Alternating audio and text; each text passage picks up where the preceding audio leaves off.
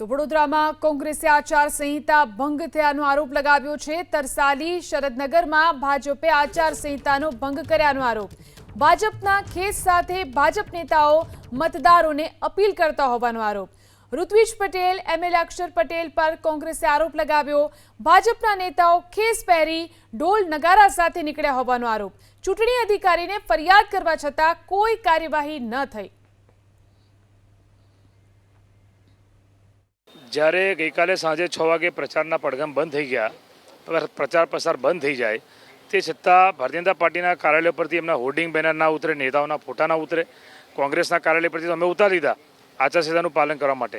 અને આજે જ્યારે ઇલેક્શનનો દિવસ છે ત્યારે ભાજપના એમના ધારાસભ્ય, એમના જે ગુજરાતના જે નેતા છે એ લોકો ઢોલ નગારા સાથે ભાજપના ખેસ પહેરીને વિસ્તારોમાં, તરસાલી વિસ્તારમાં ત્યાં ફરી રહ્યા છે।